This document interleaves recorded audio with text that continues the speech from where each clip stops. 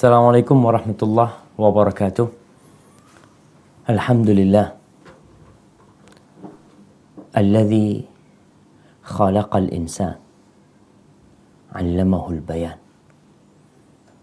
Segala puji bagi Allah Jalla Jalaluh yang menciptakan manusia, mengajarkan kepadanya bagaimana berbicara, bagaimana dialog, mengungkapkan sesuatu yang berada dalam hatinya untuk diperdengarkan kepada manusia. Itu Allah yang membuat kita bisa berbicara. Allah mengingatkan kita atas nikmat lisan dan kedua lidahnya yang ada dan kedua lidah manusia. Dia mengatakan alam naj'al lahu 'ainain wa lisanan wa syafatain. Bukankah kami yang telah menciptakan bagi manusia kedua mata dan lisan dan kedua bibirnya. Semoga Allah menolong kita untuk dapat mensyukuri nikmat yang Allah berikan. Allahumma salli wa sallim ala sayyidina Muhammadin wa ala alihi wa ashabihi wa man tabi'ahum bi ihsanin ila yaumiddin. Ya Allah, semoga salawatmu dan salammu senantiasa engkau curahkan untuk hamba kekasihmu, untuk baginda Nabi kita Muhammad sallallahu alaihi wasallam, dan untuk keluarga beliau, untuk istri-istri beliau, untuk para sahabat beliau dan orang-orang yang mengikuti beliau. Amma ba'd, jamaah rahimakumullah, kita akan melanjutkan kajian tentang adab yang memang subhanallah ya, ana tadi membaca di muqaddimah syarah kitab Fadlillahi Samad fi Tawdihil Adabil Mufrad. Ana baca di sini ada sebuah penjelasan yang indah yang berkaitan dengan kondisi umat. Di sini beliau menyebutkan sebuah penjelasan yang ana ingin berbagi kepada antum semua. Kemana kok hilang? Bentar.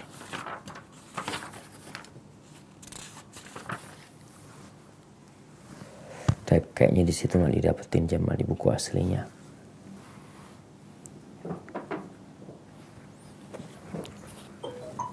Nah, di sini disebutkan tentang bagaimana kondisi umat yang begitu jauh dari ajaran Allah Jalla Jalaluh. Apa sebenarnya penyebabnya? Beliau mengatakan qad aktsara al-'arifuna bil Islam al-mukhlisuna lahu min taqrir anna kulla ma waqa'a fihi al-muslimun min ad-dha'f wal khawar wat-takhadhul wa ghairi dhalika min wujuhil inhitat innama kana li bu'dihim an haqiqatil Islam. Nih fenomena yang kita lihat, umat yang terjebak di dalam kehinaan, kelemahan, kerusakan. Orang-orang yang arif billah, orang-orang yang faham dengan agama telah menetapkan bahwa apa saja yang terjadi dan menimpa umat Islam dari bentuk kehinaan, kelemahan, itu tidak lain dikarenakan jauhnya mereka dari agama yang sebenarnya, dari agama Islam yang sebenarnya. Lalu beliau mengatakan masalahnya kenapa itu terjadi? Karena 3 hal. Yang pertama disebutkan iltibas ma laysa minad din bima huwa minhu. Tersamarkannya atau tercampurkannya apa yang bukan dari agama akhirnya dimasukkan ke dalam agama. Jadi hal-hal yang tidak masuk dalam agama Islam sama mereka dibungkus dijadikan urusan agama. Sehingga orang-orang memikir ini nih Islam kayak gini nih. Contoh nih, kadang-kala ada ritual orang-orang Syiah Rafidhah yang mereka mukul-mukul punggung mereka pada hari Asyura. Berdarah-darah mereka. Mereka masukkan ini sebagai salah satu ajaran agama. Padahal bukan. Di negeri kita pun kita bisa melihat. Apa yang bukan dari agama dimasukin akhirnya jadi seperti agama.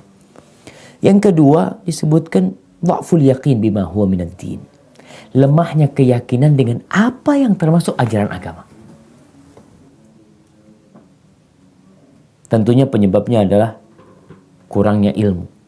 Sehingga ketika dikasih tahu, ini ajaran Islam nih. Ini perintah Allah. Ini contoh dari Rasul SAW. Mereka nggak mau. Atau mereka nggak yakin. Benarkah seperti itu? Sehingga lemahnya keyakinan ini menyebabkan sebagian umat Islam jadi fobia kepada Islam. Muncul Islamfobia. Karena sebab yang pertama juga, yang kedua dia juga nggak yakin, dia nggak pernah belajar Islam dengan benar. Mungkin dia telah mengkaji, mempelajari Islam dari guru-guru yang non-muslim. Atau dia mendapatkan pelajaran yang memang tidak benar tentang Islam. Khurafat-khurafat dimasukkan ke dalam ajaran Islam. Padahal bukan dari Islam. Akhirnya jadi lemah keyakinannya dengan agama ini. Yang ketiga, ini masalah buat orang-orang yang faham, yakin. Yang ketiga adalah tidak mau mengamalkan. Itu yang menyebabkan kondisi umat begitu memprihatinkan. Maka munculnya kitab tentang adab yang ditulis oleh Imam Al-Bukhari, kitab Al-Adab Al-Mufrad, adalah salah satu usaha untuk memberikan sumbangsih kepada umat. Bahwa kita harus berubah. Allah tidak akan merubah kondisi kita. Kecuali kita yang merubahnya. Allah ingin melihat dari kita. Apa yang antum kerjakan. Maka alhamdulillah teman-teman di Oman dan teman-teman di seluruh penjuru Nusantara, dimanapun mereka berada, mulai mereka ingin tahu mana yang bukan ajaran agama dan mana yang ajaran agama. Mulai mereka belajar, walaupun mereka umum, mereka hanya pekerja. Mereka tidak pernah mengenyam bangku pesantren. Mereka mungkin juga baca Al-Qur'annya belum lancar. Tapi mereka memiliki semangat yang tinggi. Aku kepingin tahu mana yang dari agama. Aku ingin menambah keyakinanku terhadap ajaran-ajaran yang selama ini mungkin dia udah tahu tapi belum yakin. Kemudian juga ingin mengamalkan apa yang sudah diketahui. Dan kita akan berbincang tentang masalah adab dengan orang tua. Karena di dunia ini mereka membuat satu hari yang namanya hari ibu. Nggak ada hari bapak. Mungkin nanti akan ada hari bapak. Islam memperhatikan orang tua ketika mereka muda, ketika mereka tua, dan ketika mereka meninggal dunia. Selama-lamanya hari-hari adalah milik orang tua kita. Kita nih tidak lain hanyalah salah satu kebaikan orang tua. Kalau bukan karena keberadaan mereka, nggak mungkin kita bisa ada di tempat ini. Tapi mungkin bisa dibaca, kita akan mengkaji di awal kitab Al-Adab Al-Mufrad ya, karena memang Imam Bukhari ketika berbicara tentang adab, beliau punya kitab Tauhid yang berkaitan dengan adab sama Allah Jalla Jalaluhu. Tapi di kitab ini beliau mengkhususkan adab bersama hamba Allah. Dan kita tahu setelah adab sama Allah, sama Rasulnya Sallallahu Alaihi Wasallam yang kita sudah membahas, masuk kepada adab kepada orang yang terdekat sama kita, yaitu orang tua. Dan silahkan mungkin bisa dibaca. Yang pertama,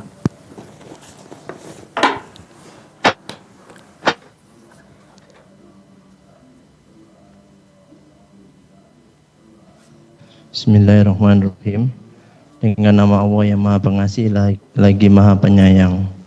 Bab 1 firman Allah, wa wasainal insana biwalidayhi husna. Dan kami wajibkan manusia berbuat kebaikan kepada dua orang ibu bapaknya. Abu Nasr memberitakan kepada kami Ahmad bin Muhammad bin Hasan bin Hamid bin Harun bin Abdul Jabbar al-Bukhari, dikenal dengan nama Ibnu Niyaziki, melalui pembacaan kepadanya yang lantas ditetapkannya. Dia datang kepada kami saat menunaikan ibadah haji pada bulan Syafar tahun 370, mengatakan, Abu Khair memberitakan kepada kami Ahmad bin Muhammad bin Jalil bin Khalid bin Huraiz al-Bukhari al-Karmani al-Abkhasi al-Bazar tahun 322 mengatakan, Abu Abdillah menyampaikan kepada kami Muhammad bin Ismail bin Ibrahim bin Mughirah bin Ahnaf al-Ja'fi al-Bukhari mengatakan, Abu Walid menyampaikan kepada kami dengan mengatakan, Syu'bah menyampaikan kepada kami dengan mengatakan, Walid bin Izar memberitakan kepadaku dengan mengatakan, aku mendengar Abu Amr Asy-Syaibani mengatakan, pemilik rumah ini, dia menunjuk rumah Abdullah bin Mas'ud, menyampaikan kepada kami dengan mengatakan, aku bertanya kepada Nabi SAW, ayyuhal amali ahabu ilallah azza wajal, qala as-salatu ala waqtiha, qultu summa ayun, qala summa birrul walidain, qultu summa ayun, qala summal jihadu fi sabilillah, qala hadatsani bihina wala wistazadtuhu lazadani. Amal apakah yang paling dicintai oleh Allah? Beliau menjawab, salat tepat pada waktunya. Aku bertanya, kemudian apa? Beliau menjawab, kemudian berbakti kepada kedua orang tua. Aku bertanya, kemudian apa? Beliau menjawab, kemudian berjihad di jalan Allah. Abdullah mengatakan, beliau telah menyampaikan hal itu kepadaku, dan seandainya aku meminta tambahan, niscaya beliau akan menambahkan kepadaku. Sahih Al-Irwa 1100. Baik. Subhanallah jemaah. Di sini kita lihat bagaimana para ulama ketika meriwayatkan sebuah kitab. Perawi kitab ini menjelaskan bahwasanya dia dapat dari Abu Nasr Ahmad bin Muhammad bin Hasan. Beliau membacanya kepada Harun ibn Abdul Jabbar al-Bukhari al-Ma'ruf ibn Niyazaki, membaca kepadanya. Dan bacaan itu diterima. Ini namanya ijazah, diperbolehkan untuk meriwayatkan kitabnya. Kemudian sampai beliau mendengar dari Al-Imam Al-Bukhari rahimahullahu ta'ala, yang mendengarnya adalah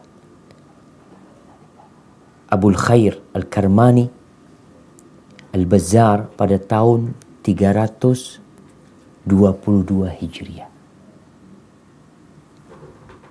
Beliau mengatakan, telah mengajarkan kepadaku Abdullah Muhammad bin Ismail bin Ibrahim ibn al-Mughirah ibn al-Ahnaf al-Ju'fi al-Bukhari rahmatullah alaih.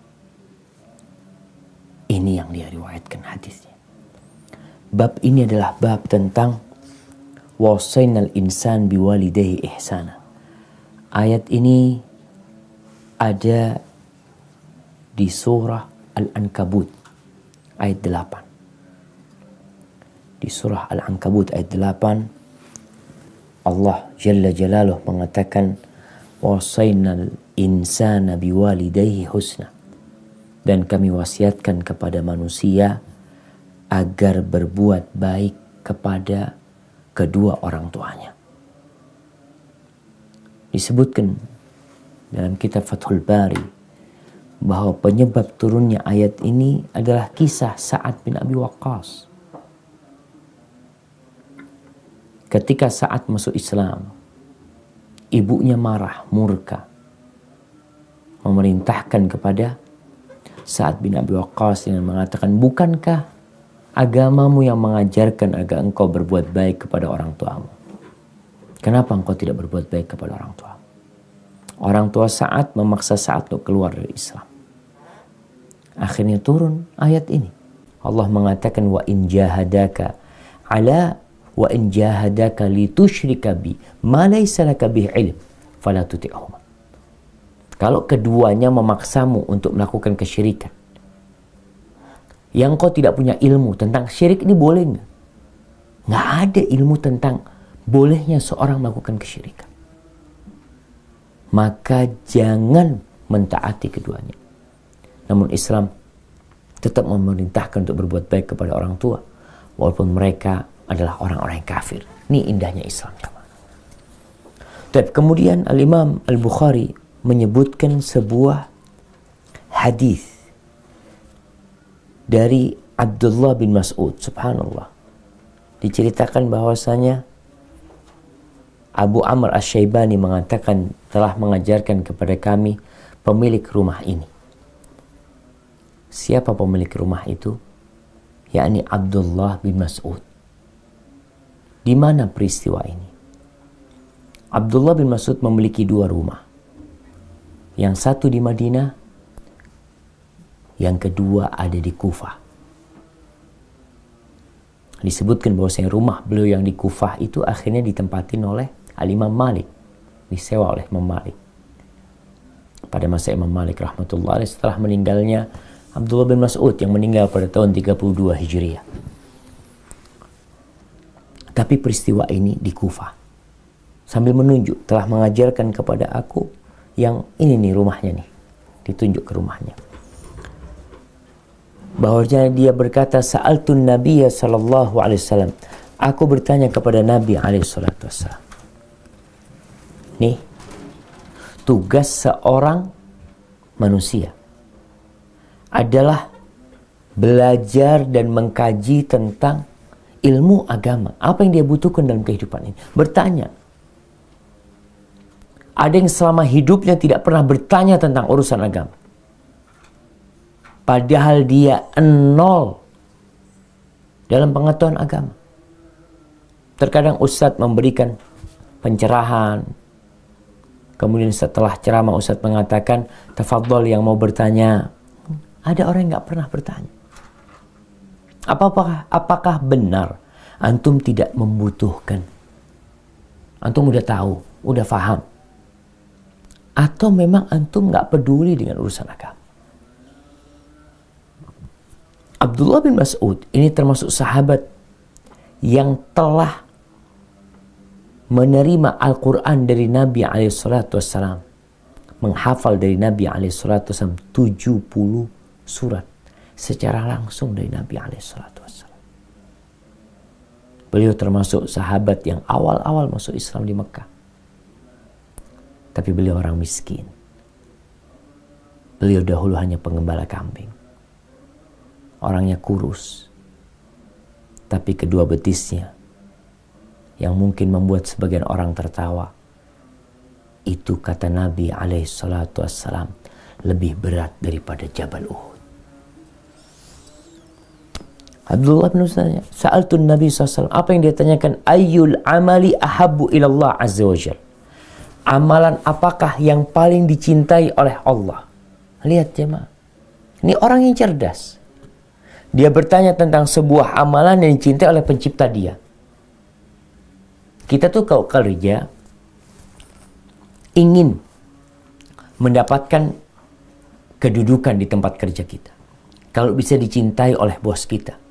Sehingga kita akan mendapatkan fasilitas yang kita suka. Kalau bos sudah suka, mau cuti, mau libur, apa biasanya dimudahkan. Abdullah bin Mas'ud yang menjadi beban pikiran dia adalah Allah. Allah tuh pemilik langit dan bumi. Allah tuh penguasa. Allah tuh pengatur semuanya. Jadi kalau ada orang umpamanya di satu kota, orang ini memiliki kekuasaan sehingga orang-orang yang mau dimutasi, mau pindah tempat, orang ini bisa bantu nih biasanya. Itu Masya Allah. Bagaimana hormatnya orang yang ada perlu kepada itu orang. Bagaimana dengan kita? Apakah kita benar mencari cinta Allah dalam kehidupan ini ya Rabb? Qal, Nabi SAW mengatakan as-salatu ala waqtiha. Salat tepat waktu.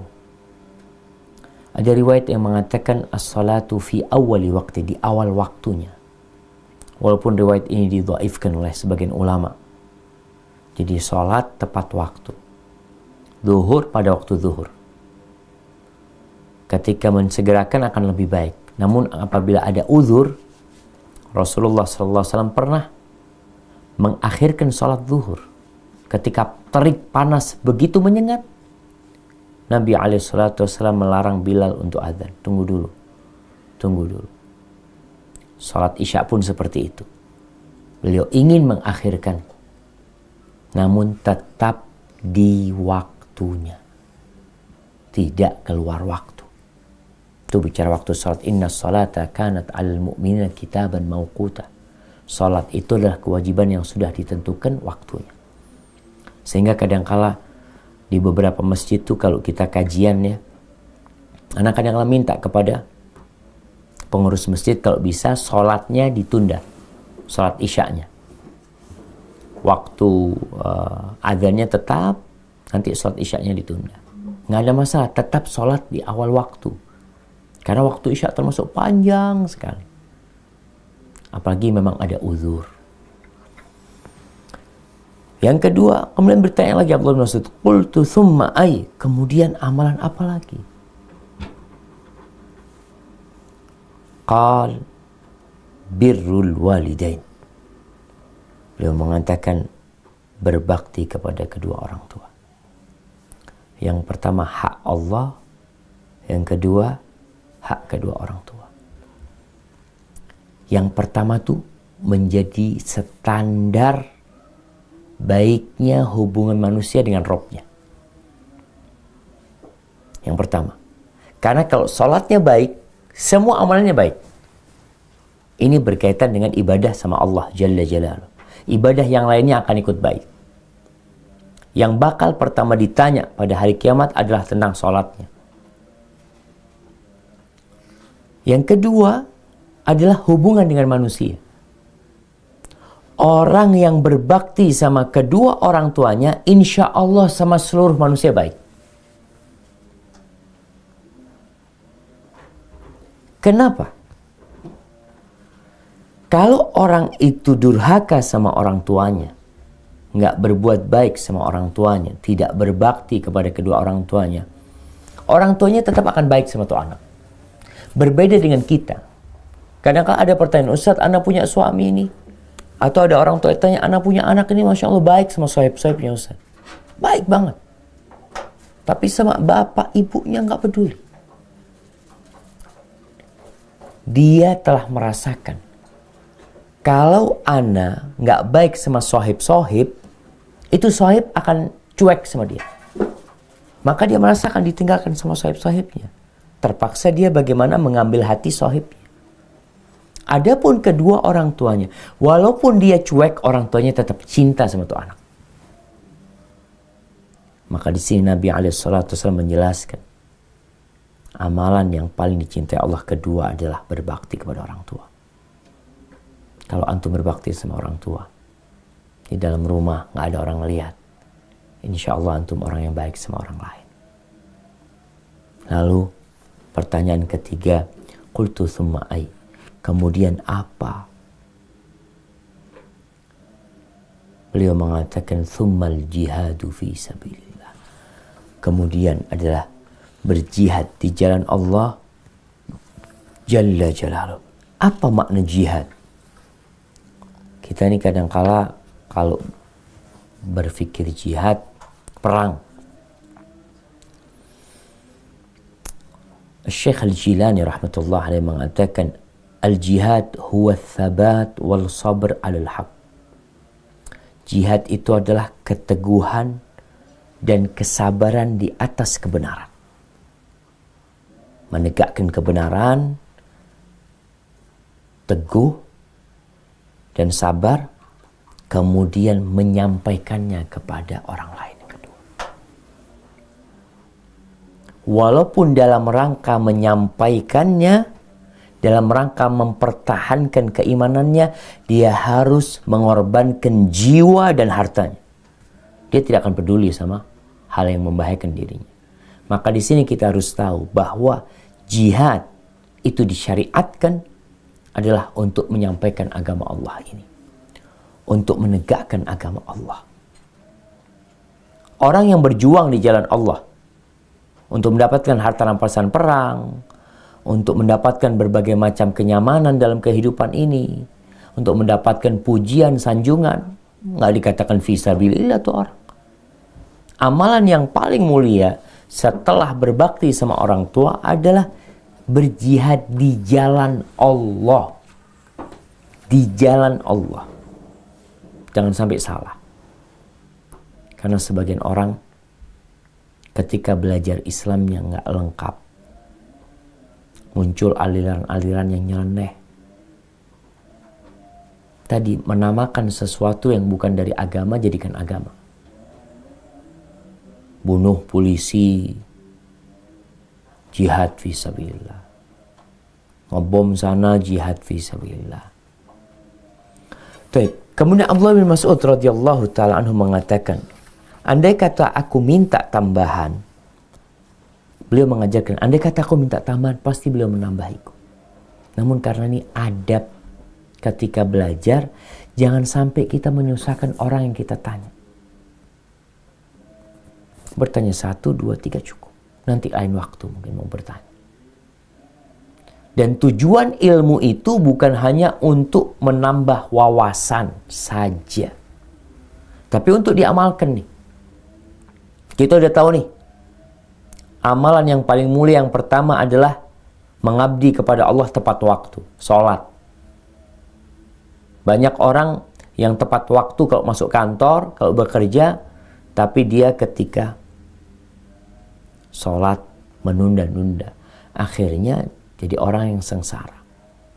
Ada orang yang berbakti sama orang tuanya. Orang kampung semua tahu fulan berbakti.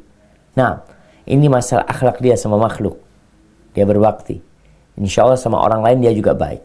Tapi ketika dia tidak sholat, ketika dia mengakhir-akhirkan sholat, maka berbahaya. Bisa jadi kebaktian dia itu hanya pencitraan. Karena dia sama Allah nggak baik. Maka 3 hal ini sebenarnya yang diceritakan oleh Nabi SAW adalah sebagai tolak ukur manusia. Hubungan sama Allah, sholatnya. Hubungan sama manusia, kebaktiannya sama orang tua. Perjuangan dan pengorbanannya untuk kebaikan agamanya, maka adalah jihad fisabilillah. Baik, itu hadis yang pertama. Silakan dibaca hadis yang kedua.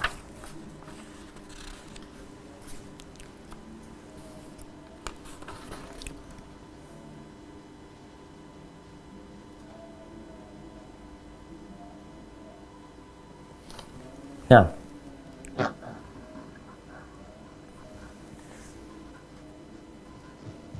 Assalamualaikum warahmatullahi wabarakatuh. Waalaikumsalam warahmatullahi. Hadis kedua,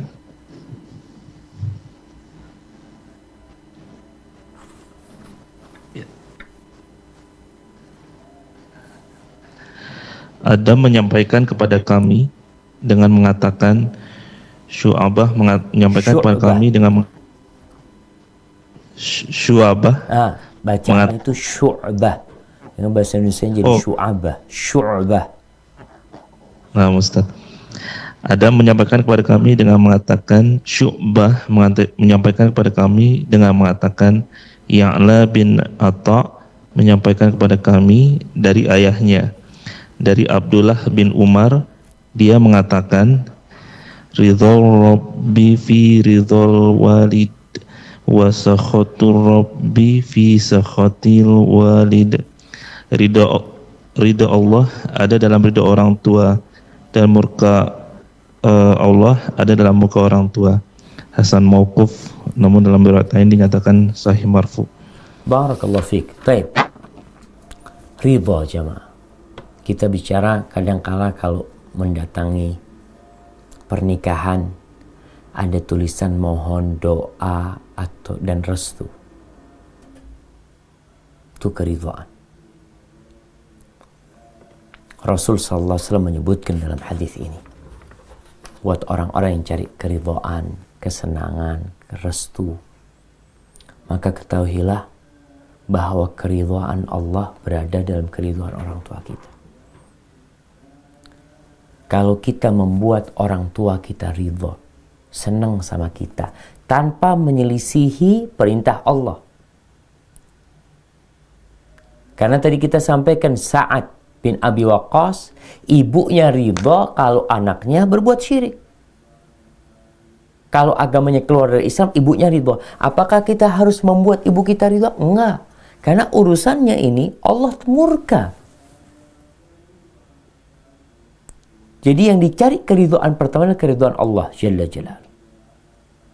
Kalau Allah ridha dan perbuatan yang diminta oleh orang tua kita itu sesuatu yang diperbolehkan, maka kita seharusnya memenuhinya.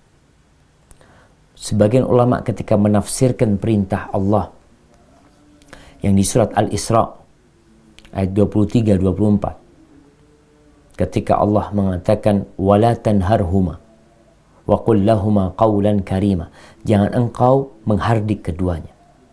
Di antara tafsirnya adalah jangan engkau menghalangi sesuatu yang diinginkan oleh orang tua. Orang tua ingin dan sesuatu itu tidak membahayakan dan tidak bertentangan dengan syariat, berikan. Orang tua ingin, umpamanya, nak, abah kok kepingin rumahnya dibongkar, nak ya, umpamanya. Maka mungkin antum mengatakan nggak perlulah ayah, kan masih bagus. Seharusnya antum mengatakan, iya ayah, nanti kalau ada rezeki kita bongkar. Orang tua menginginkan sesuatu dan antum mampu berikan. Ingat, dalam kondisi selama itu tidak bertentangan dengan syariat. Wa sakhatur rabb fi sakhatil walid. Dan kemurkaan Allah bergantung dengan kemurkaan orang tua. Ketika orang tua murka sama anaknya, tidak suka sama anaknya karena anaknya durhaka. Ada anak-anak yang lebih mementingkan pekerjaannya daripada kedua orang tua. Ada anak yang lebih mengutamakan istrinya atau mengutamakan anak dia sendiri daripada kedua orang tuanya. Sehingga orang tuanya murka, maka Allah murka. Maka kita diperintahkan bagaimana ngambil hatinya orang tua kita. Tidak merepotkan keduanya. Wa qul lahuma qawlan karima. Kalau ngomong sama orang tua, pilih kata-kata yang indah. Rajut kata-kata tersebut, susun, kemudian ucapkan dengan penuh kerendahan. Wakhfid lahuma janahal dhulli minar rahmah. Dengan penuh kerendahan yang diliputin dengan kasih sayang. Wa qur rabbilhamhuma kama rabbayani shaghira. Datang sekali sama orang tua ngomong, Umi, Abah, apa yang Abah gak suka dari Ana? Tolong sampaikan Abah. Betul Syama. Kita minta nasihat orang tua kita. Terkadang kita nih merasa udah baik. Karena pujian dari sana sini, oh antum anak yang berbakti. Padahal orang tua kita ada yang gak suka sama kita. Maka minta maaf, datang ke orang tuanya. Karena jangan sampai kita berharap keridhaan Allah, ternyata orang tua kita murka. Nggak dapat kita ridha Allah Jalla Jalaluhu. Nah, ini berkaitan dengan keridhaan jamaah. Orang kalau sudah diridhain sama Allah, kira-kira di mana tempatnya? Ketika Allah mengatakan tentang para sahabatnya, radhiyallahu anhum wa radu'an. Coba kita bicara ridha. Antum buka Qur'annya tentang bagaimana para sahabat mencari keridhaan Allah Jalla Jalaluhu. Allah ridha kepada mereka.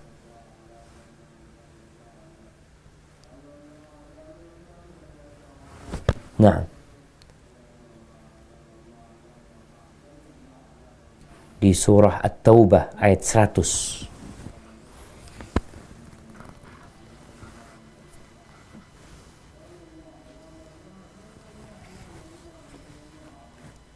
supaya kita bisa memahami apa sih ridho, kenapa kita harus cari ridho Allah, apa yang kita akan dapat.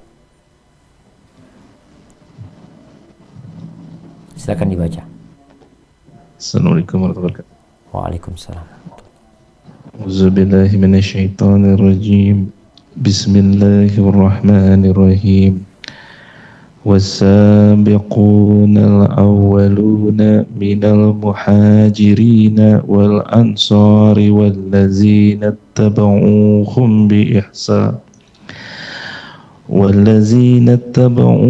بإحسان رضي الله عنهم ورضوا عنه وأعد لهم جنات تجري تحتها الأنهار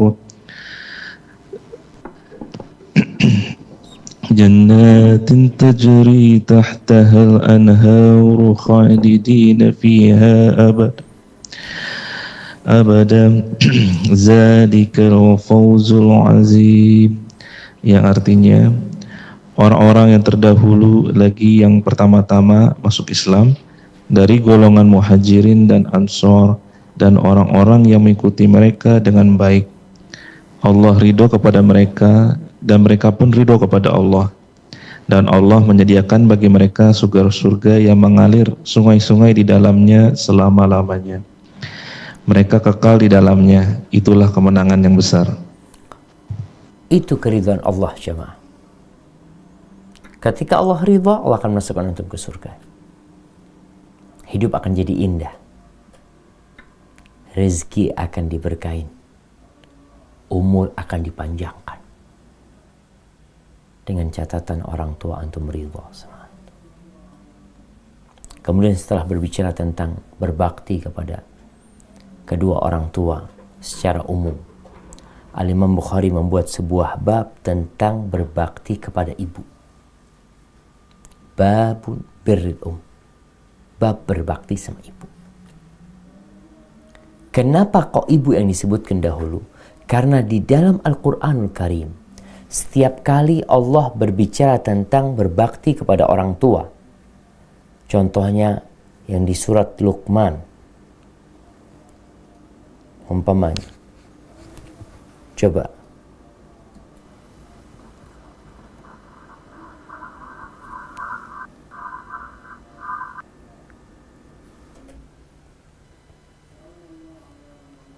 udah dapat surat Luqman ayatnya 14. Jadi ini disebutkan di surat Al-Luqman ayat 14, di surat Al-Ahqaf ayat 15. Nah, silakan dibaca yang di surat Al-Luqman ayat 14 supaya kita tahu kenapa yang disebutkan kok ibu dulu di sini.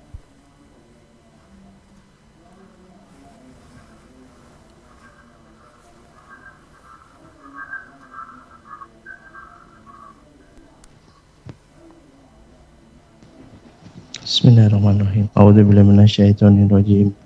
Bismillahirrahmanirrahim. Wa wassaynal insana biwalidayhi hamalathu ummuhu wahnan ala wahnin wa fisaluhu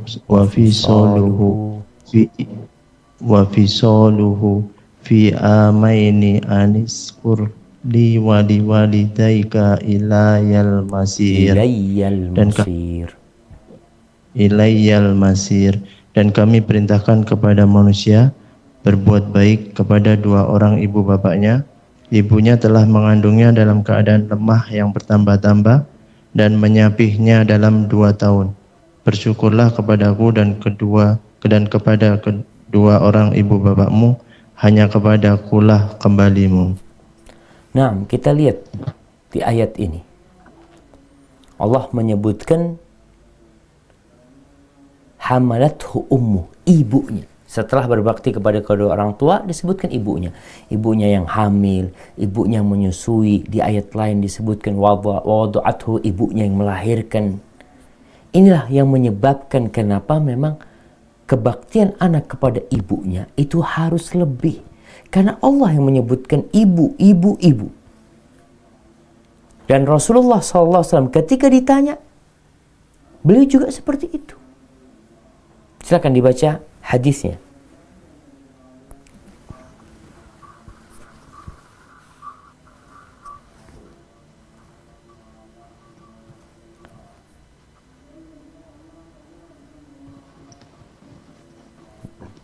Nah, Bismillahirrahmanirrahim.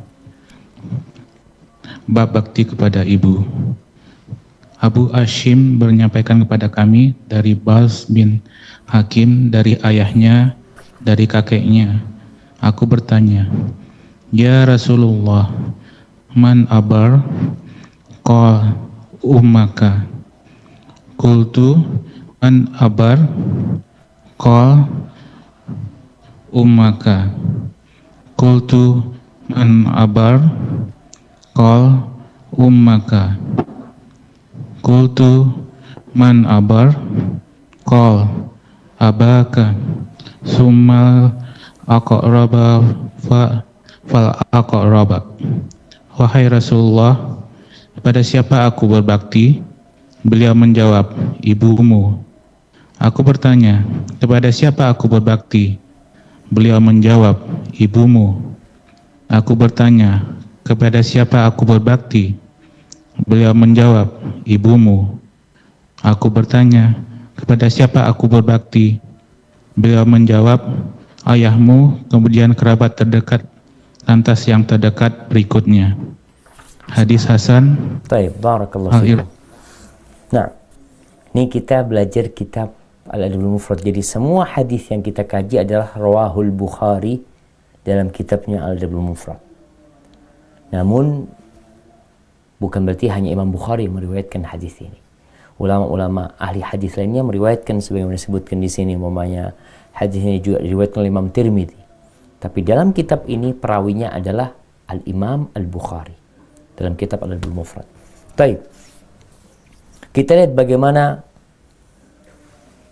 seorang sahabat datang menjumpai Nabi alaihi salatu wassalam, Muawiyah ibn Haidah. Dia itu kakeknya Bahz bin Hakim. Dia meriwayatkan Bahz bin Hakim bin Muawiyah bin Haidah. Dia berkata kepada Nabi SAW, ya Rasulullah, siapakah orang yang aku harus berbakti kepadanya? Kita lihat jemaah, pertanyaan Abdullah bin Mas'ud tentang amalan apa yang paling dicintai Allah, dan pertanyaan sahabat ini. Di sini kita akan faham kenapa Allah memilihkan buat nabinya sahabat-sahabat yang seperti ini. Sallallahu ala nabiyina wasallam. Mereka adalah orang-orang baik. Allah ridha sama mereka.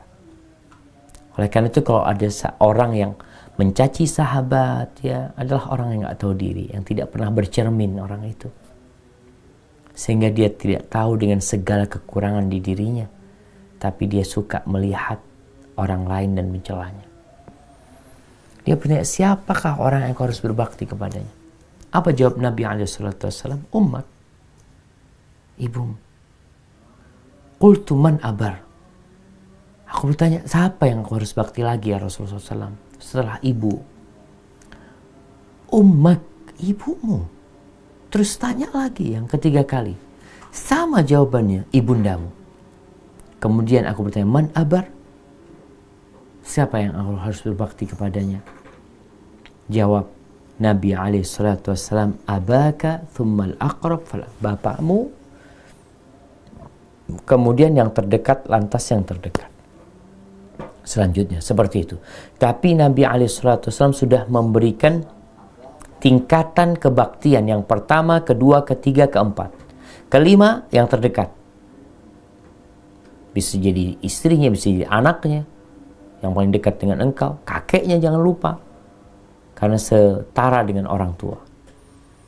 Kenapa Nabi SAW? Nih, supaya para wanita di berbagai penjuru dunia, khususnya yang merasa terzalimi dengan agama Islam, para wanita-wanita atau lelaki juga yang beranggapan bahwasanya Islam membelenggu para wanita,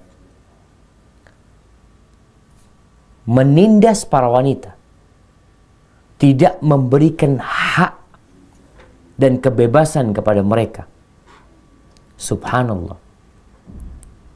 Ini pernyataan, sekali lagi, ini penyebab umat Islam itu jadi lemah ya. Karena dia nggak tahu dengan agamanya sendiri. Muslim nggak suka dengan ajaran Islam. Karena nggak paham. Wanita di dalam Islam mendapatkan penghormatan 3 kali lebih daripada seorang bapak. Ibumu, ratu ibu itu dalam Islam. Bukan ibu disuruh kerja terus, disuruh cari duit, ngasih makan suami dan anak ya.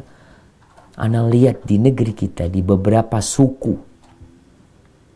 yang ana datengin, itu laki-lakinya hanya tidur-tiduran saja. Dikatakan minum-minum, kemudian bermain judi, istrinya disuruh bekerja. Mau seperti itu engkau? Itu kebebasan yang diinginkan oleh wanita. Bebas bekerja, keluar rumah, suami tiduran di rumah. Nggak seperti itu Islam. Kewajiban memberikan nafkah, kewajiban bapak. Di sini seorang ibu sudah hamil anakmu, melahirkan, mempertaruhkan nyawanya, menyusui, kemudian setelah itu disuruh cari duit juga. Maka ini penindasan. Kalau bicara penindasan, ini loh perempuan-perempuan yang disuruh bekerja, disuruh hamil, disuruh melahirkan, disuruh nyusui, kemudian masih disuruh cari duit. Kerjanya suami terus apa? Maka para jamaah, Rasulullah SAW mengatakan ibumu. Hari ibu hanya setahun sekali. Dalam Islam, semua hidup anak tuh berbakti sama ibunya, lebih mengutamakan ibunya daripada ayahnya. Setelah itu baru bapaknya. Makanya para istri nih yang terkadang cemburu dengan orang tua suami. Karena suami terlalu baik sama orang tuanya, terlalu baik sama ibunya. Memang itu syariatnya. Engkau orang asing yang datang dalam kehidupannya. Sedangkan orang ini, suamimu itu, di perutnya ada tali pusar. Tali pusar itu tanda di mana dia minum darah ibunya, hidup dari ibunya. Maka seharusnya kita nih, kalau ngelihat tali pusarnya, ya Allah, ana dulu makan dari ibuku ya. Kemudian kau durhaka sama ibu. Kemudian kita ini diperintahkan untuk bisa mengangkat derajat ibu kita. Bukan mempekerjakan ibu kita. Berulang kali di beberapa kajian ana sampaikan. Ada anak-anak yang sukses, yang hidup di kota besar, ibunya hidup di kampung, akhirnya ibunya dibawa ke kota. Kasih kamar, kasih fasilitas, tapi ibunya dipekerjakan di sana. Karena sang anak bekerja, suami istri, akhirnya ibunya jadi perawat untuk anak-anaknya. Sang ibu mungkin mengatakan, iya nggak apa-apa nak, ibu akan merawat nak. Nggak usah gaji babysitter, emang sayang duitnya ini itu ya Allah. Padahal dia sudah tua renta, dia sudah lelah. Tapi kadang-kala dia menawarkan hal itu karena dia tahu sekarang dia bersandar kepada anaknya. Maka itu harus dihilangkan jamaah. Biarkan mereka istirahat, menikmatin masa tuanya, gendong cucu, ngerawat cucu sebentar, kemudian cucunya main lah. Kalau memang kau punya pembantu, biar sama pembantumu. Bukan dia malah harus menggendong anakmu. Punggungnya sudah lemah, tulang-tulangnya sudah rapuh. Maka ini peringatan buat para anak. Ibumu, baru ayahmu. Dan para ayah, Nanti akan datang nih. Seorang anak harus berbakti sama ayahnya juga. Nah, silakan hadis yang selanjutnya dibaca.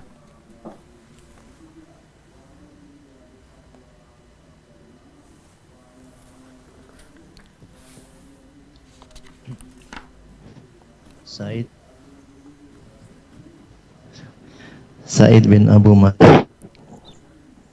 bin Abu Maryam menyampaikan kepada kami dengan mengatakan, Muhammad bin Ja'far bin Abu Katsir memberitakan kepada kami dengan mengatakan, Zaid bin Aslam memberitakan kepadaku dari Atha bin Yasar dari Ibnu Abbas bahwasanya dia didatangi seseorang yang lantas berkata, Inni khotobtu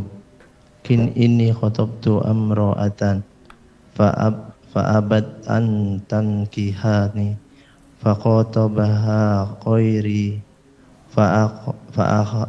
fa'ahabbat an tankihahu fakhirtu alaiha faqataltuha fahalli min taubat qala ummuka hattatun qala la hayyatun qala la qala tub ilallahi azza wa jal wa taqarrab ilaihi mastata'ta fadahabtu fasa'altu Ibn Abbas lima sa'altahu an hayati ummahi. Ini salah nih. Hayati ummihi. Faqala inni la a'lamu amalan akhrabu ilallahi azza wa jal min biril walidati. Aku pernah meminang seorang perempuan, tetapi dia enggan untuk menikah denganku. Kemudian dipinang oleh orang lain, dan ternyata dia berkenan untuk menikah dengannya. Aku pun cemburu kepada perempuan itu, lantas aku membunuhnya. Apakah ada tobat bagiku? Ibnu Abbas balik bertanya, apakah ibumu masih hidup? Dia menjawab, tidak.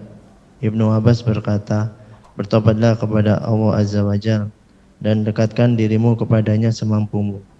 Lantas aku pergi menemui Ibnu Abbas dan bertanya kepadanya. Siapa yang pergi nih? Siapa yang pergi menemui Ibnu Abbas? Atha bin Yasar. Atha bin Yasar. Iya. Terus? Kenapa engkau bertanya kepada orang itu, apakah ibunya masih hidup? Ibnu Abbas menjawab, sejauh pengetahuanku, tidak ada satu amal pun yang lebih dekat kepada Allah Azza wa Jal dibanding berbakti kepada ibu. Barakallahu fiik, subhanallah jamaah. Nih, ada beberapa faedah dari hadis ini. Laki-laki itu kadang-kadang cemburu. Cemburu kepada wanita yang menolak dia. Seharusnya kita tuh sering nazar perempuan kadangkala.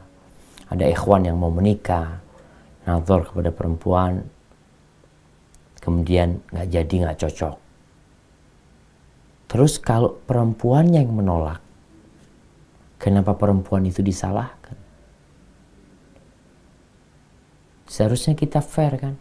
Sebagaimana engkau pernah menolak seorang wanita karena nggak cocok, perempuan juga bisa menolak dirimu.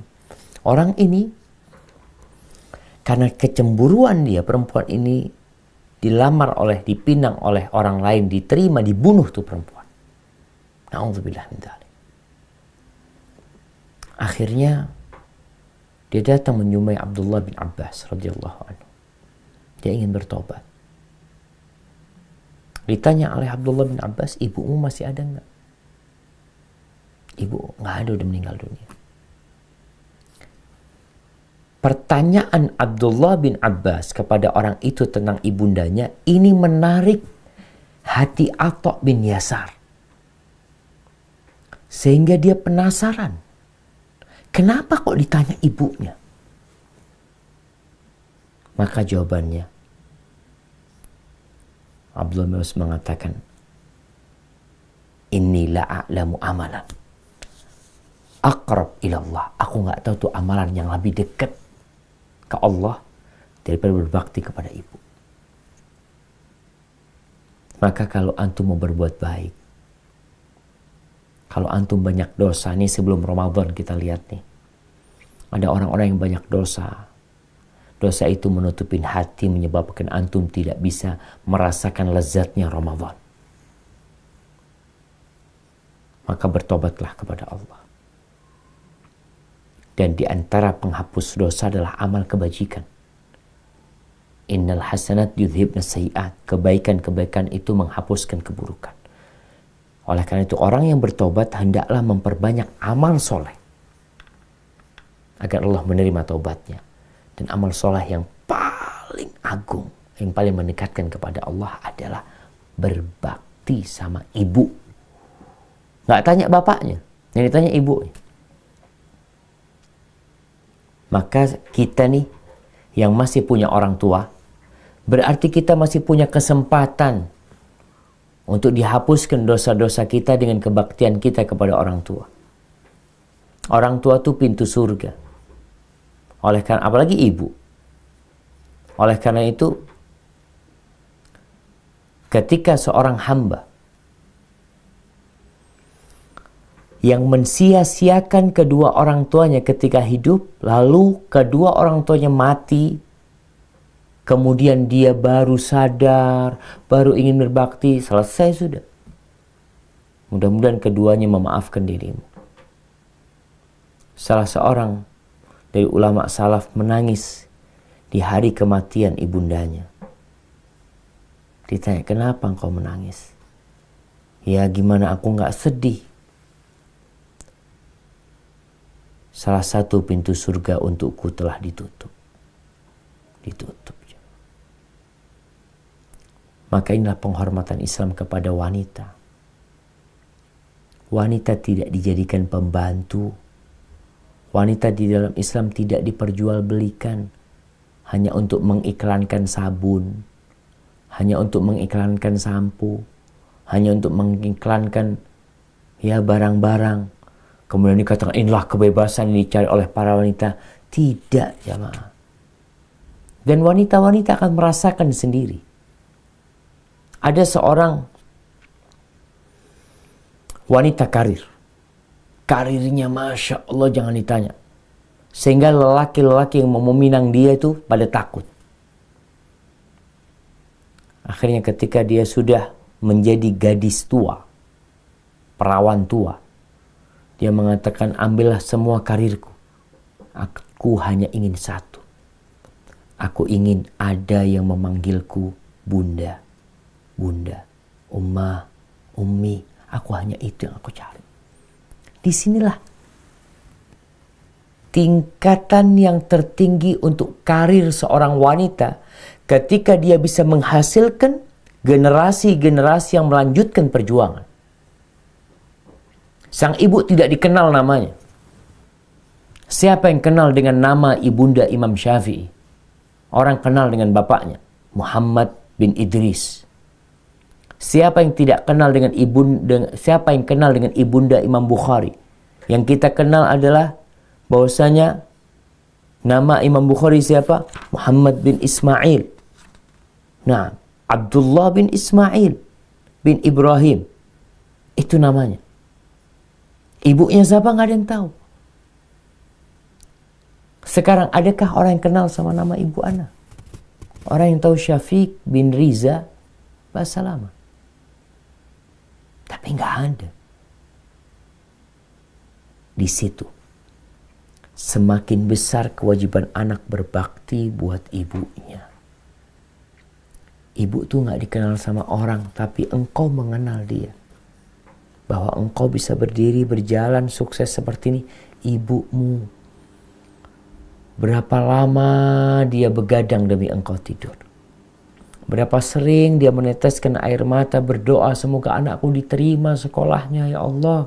Semoga anakku diterima lamaran kerjaannya ya Allah. Semoga. Dia kerahkan segala-galanya, hanya Allah yang tahu tentang usaha dia. Banyak orang gak tahu. Ketika anaknya sukses, nama bapaknya yang disebut.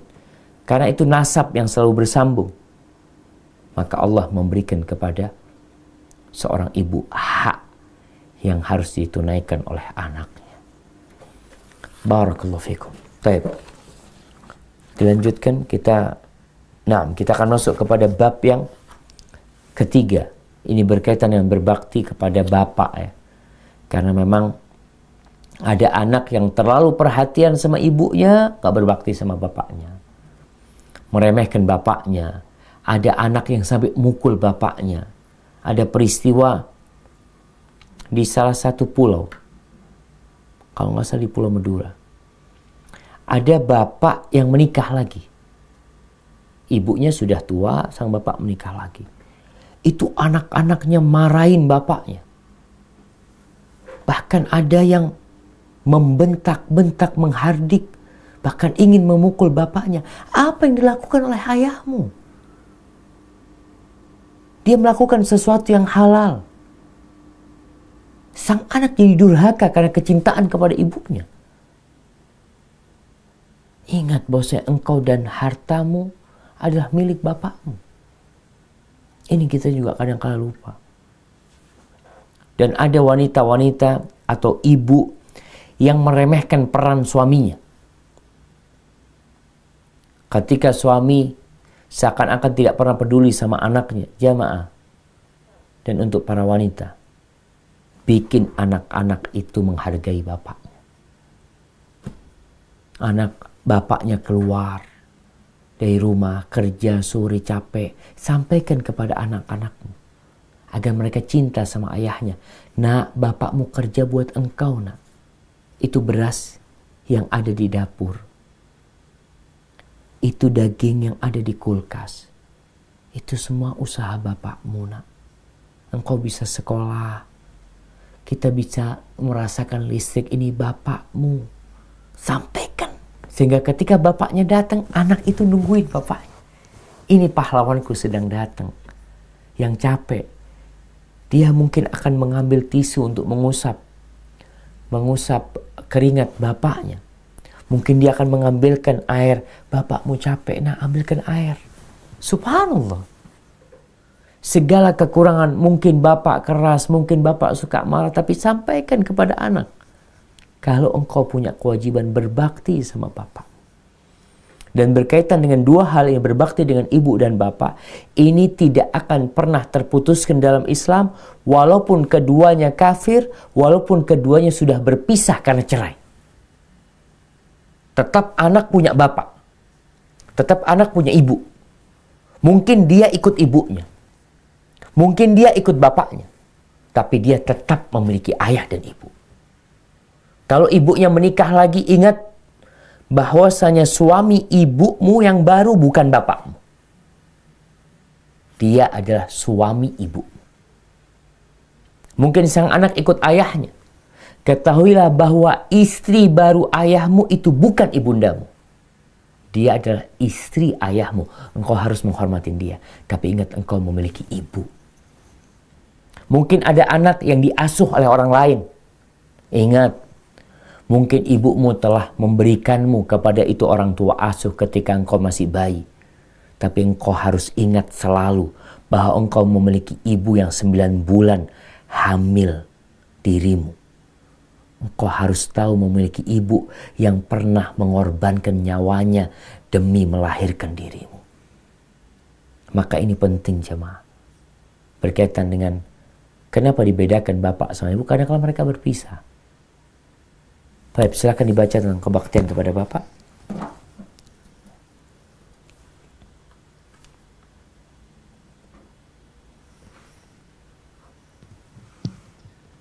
Bab ketiga, bab bakti kepada ayah.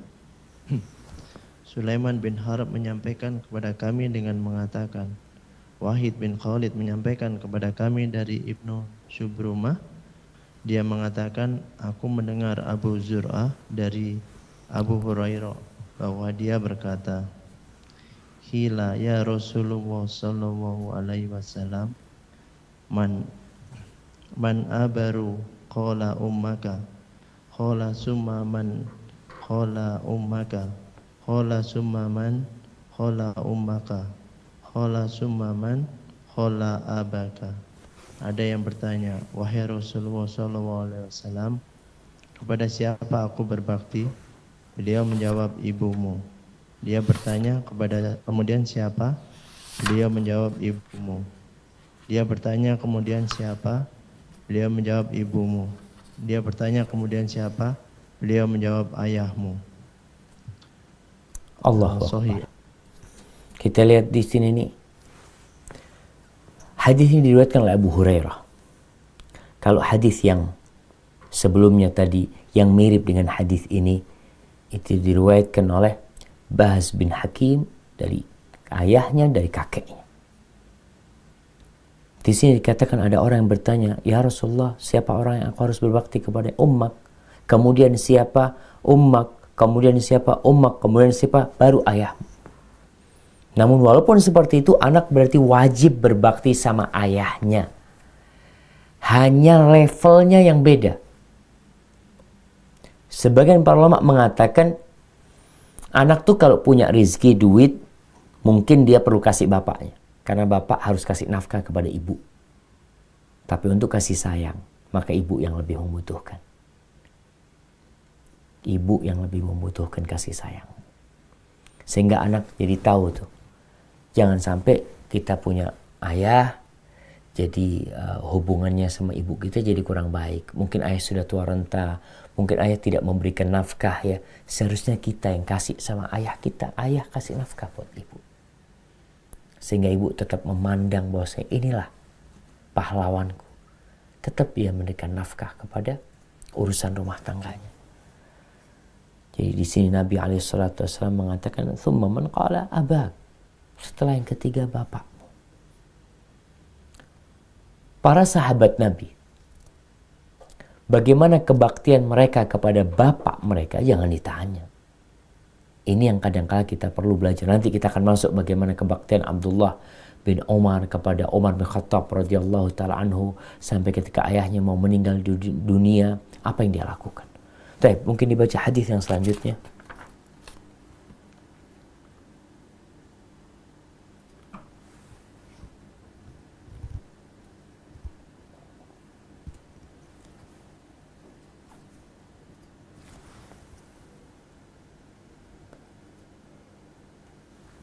Bismillah.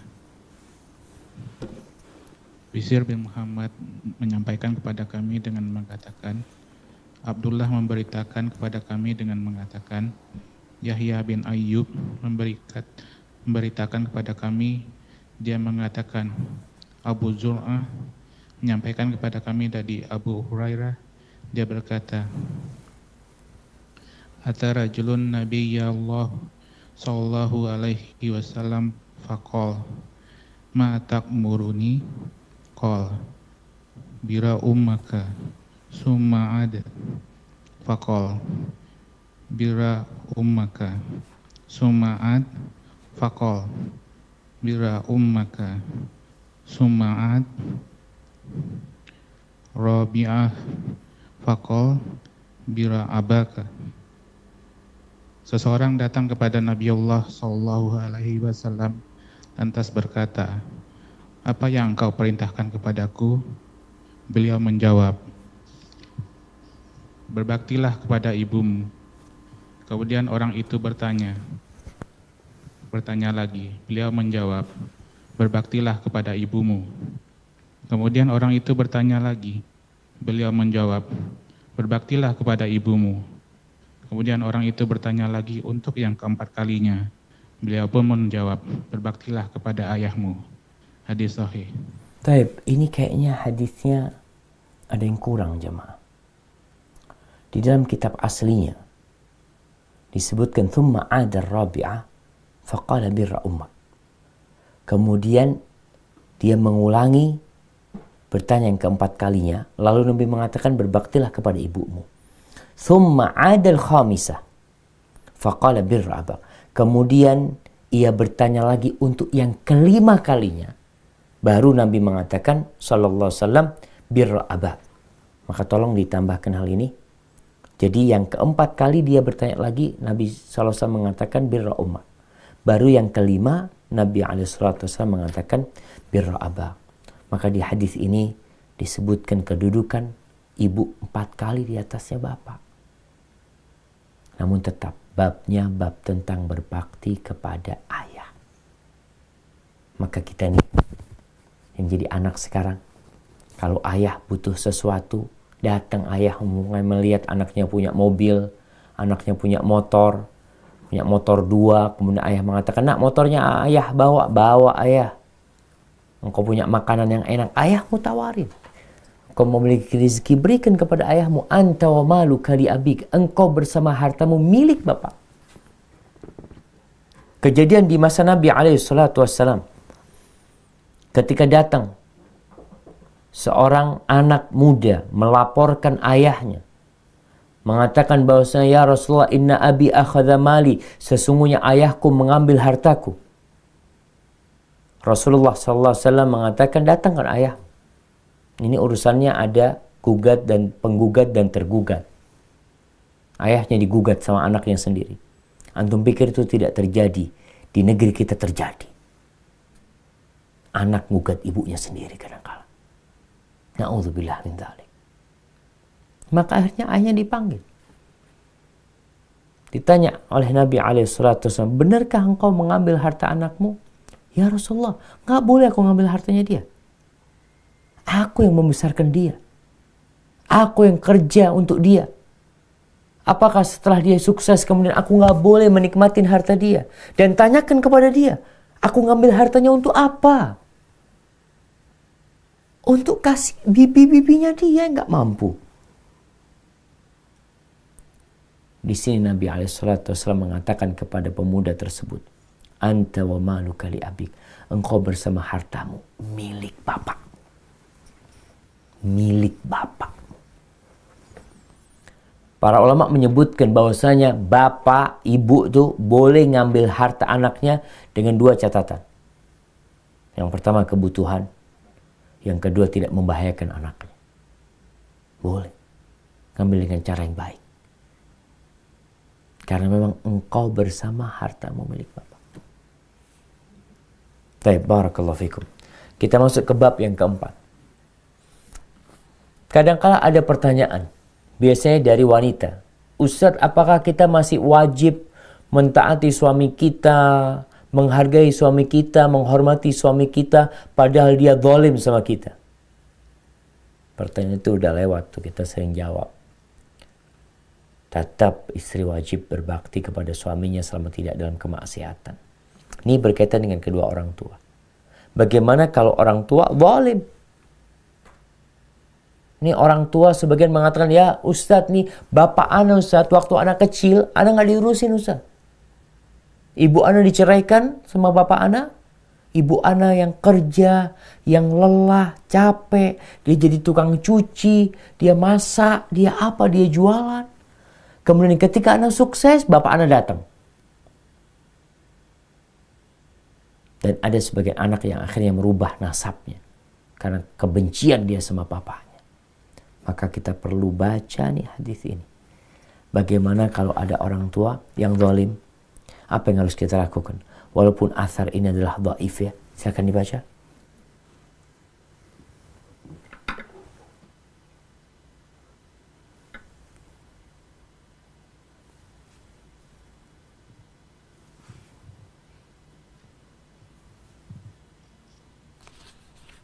Assalamualaikum Ustaz. Hadis ke-7. Hajjaj menyampaikan kepada kami dengan mengatakan, Hamad, lebih dikenal dengan nama Ibnu Salamah, menyampaikan kepada kami dari Sulaiman At-Tamimi, dari Sa'id Al-Qaisi, dari Ibnu Abbas, dia berkata, Ma min muslimin lahu walidani muslimani yusbihu ilaihima muhtasiban illa fatahallahu babaini ya'ni minal jannati wa in kana wahidan fawahidun wa in aghdaba ahadahuma lam yaradallahu anhu hatta yarda anhu qila wa in dhalamahu qala wa in dhalamahu, yang artinya tidaklah seorang muslim mempunyai dua orang tua yang muslim. Di waktu pagi dia pada mereka berdua dengan mengharap ridho Allah, melainkan Allah bukakan baginya dua pintu, maksudnya pintu surga. Jika orang tuanya hanya satu, maka pintu yang dibuka juga satu. Jika dia membuat murka salah satunya, maka Allah tidak ridho kepadanya sampai orang tuanya itu ridho kepadanya. Ada yang bertanya, meskipun kedua orang tuanya menzoliminya, Ibnu Abbas menjawab, meskipun mereka berdua menzoliminya. Dhaif isnad. Nah, saya tidak dikenal. jadi asar ini secara sanadnya adalah dhaif. Ini dari Abdullah bin Abbas radhiyallahu taala anhu. Tapi secara umum makna dari asar ini sahih, berkaitan dengan keridhaan Allah, ada di keridhaan kedua orang tua, bahwasanya seorang ibu adalah salah satu pintu surga yang terindah. Orang tua itu pintu surga yang paling indah buat anaknya. Berkaitan dengan kewajiban mentaatin kedua orang tua, kita sudah jelaskan bahwasanya anak wajib taat kepada orang tuanya selama tidak dalam kemaksiatan. Kita wajib memenuhi kebutuhan orang tua kita selama kita mampu dan tidak membahayakan diri kita. Bagaimana kalau orang tua zalim? Walaupun orang tua zalim, selama tidak menyuruh kepada kemaksiatan, kita tetap harus berbakti kepada orang tua kita. Contoh kezaliman orang tua, ya bisa kita lihat. Ada orang tua mungkin yang tidak memberikan nafkah. Biasanya yang Anda lihat ketika terjadi perceraian. Ketika terjadi perceraian, sang anak ikut ibu, sang bapak lupa. Menikah lagi sang bapak, tidak ketahuan di mana keberadaannya. Tapi tatkala anak sukses, bapaknya datang. Wajib berbakti, tetap berbakti. Maka cerita Sa'ad bin Abi Waqqas, bagaimana kebaktian dia kepada ibunya. Dan dia dikenal adalah orang yang paling berbakti sama ibunya di Mekah. Ketika ibunya terus maksa dia untuk keluar dari agama Allah, maka disebutkan oleh Sa'ad, ya Ummah, ibunya mogok makan. Dia ingin orang-orang nanti mencela Sa'ad sebagai seorang pembunuh, yaitu pembunuh ibunya, karena membiarkan ibunya mogok makan sampai mati. Maka saat mengatakan radhiyallahu taala anhu, ya ummah, law kanat laki mi'atu nafs, andai kata engkau memiliki 100 nyawa, kemudian satu persatu nyawa tersebut keluar, aku tidak akan meninggalkan agama Muhammad. Silahkan ummah, engkau makan atau nggak usah makan, sudah terserah ibu. Tapi tetap kewajiban mendampingi orang tua dalam kehidupan dunia, walaupun dia kafir, walaupun dia memaksa kita melakukan sesuatu yang kita nggak suka, dia zalim sama kita, maka tetap berbakti. Baik, kita masuk ke bab kelima tentang bagaimana berbicara dengan orang tua. Tadi secara umum tentang berbakti. Tapi bagaimana cara kita ngobrol sama orang tua. Terus terang ya, Ana ini sedih. Ada di beberapa tempat tuh yang anak ngomong sama orang tuanya kayak sohib orang tuanya. Kayak teman dia. Jadi bahasa yang dia gunakan itu bahasa yang dia gunakan dengan teman-temannya. Mungkin ada yang kamu sama orang tuanya. Kadang-kadang ada anak ngomong sama orang tuanya, kalau bahasa Jakarta mungkin lu gue ya, kalau Jakarta. Kalau mungkin di bahasa lain adalah yang bahasa itu bahasa kasar, atau dalam memanggilnya dengan panggilan yang tidak pantas buat orang tuanya, atau ada yang manggil orang tuanya dengan teriak-teriak, ada yang manggil orang tuanya dengan panggilan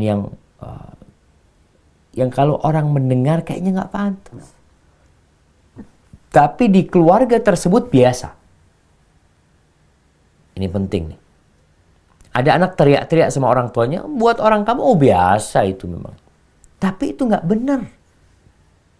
Kita harus tahu kebiasaan yang buruk Bukan untuk dipertahankan, tapi untuk dibenarkan, diperbaiki. Kebiasaan yang baik itulah yang dipertahankan. Kalau bisa ditambah. Di antara kebiasaan buruk kadangkala cara ngomong sama orang tua.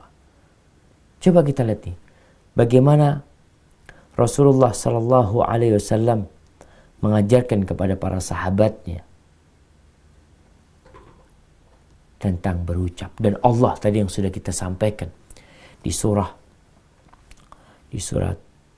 Al-Isra ayat 23-24. Allah mengatakan waqul lahuma qawlan karima. Katakan untuk keduanya perkataan yang indah sekali. Nah, silakan dibaca. Di sana belum masuk waktu maghrib kan?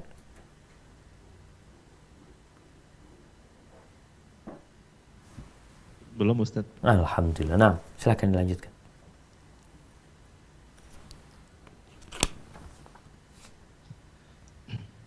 Bab kelima, melembutkan ucapan kepada kedua orang tua. Musaddad menyampaikan kepada kami dengan mengatakan, Ismail bin Ibrahim menyampaikan kepada kami dengan mengatakan, Zaid bin Mikhraq menyampaikan kepada kami. Dia berkata, Sailasa bin Mayas menyampaikan kepadaku dengan mengatakan, Kuntu ma'an najadati fa'asab. Mungkin perlu dibaca artinya aja Bang yang ini Bang. Dibaca artinya. Aku bersama para najadat hingga aku terjerumus dalam dosa-dosa yang tidak aku pandang selain sebagai dosa besar. Kemudian aku menyampaikan hal itu kepada Ibnu Umar. Dia menanyakan apa itu.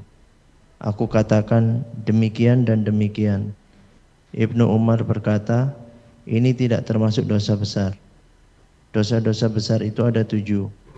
Menyekutukan Allah, membunuh jiwa, lari dari medan perang, menuduh zina perempuan yang menjaga diri, memakan riba, memakan harta anak yatim, berbuat ilhad di masjid, berlaku sombong dan durhaka kepada kedua orang tua yang membuat keduanya menangis.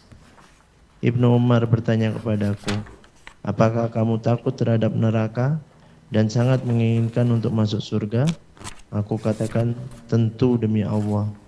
Ibnu Umar bertanya, apakah kedua orang tuamu masih hidup? Aku menjawab, aku masih punya ibu. Ibnu Umar berkata, demi Allah, seandainya kamu melembutkan ucapanmu dan memberikan makan kepadanya, niscaya kamu benar-benar masuk surga selama kamu menjauhi dosa-dosa besar.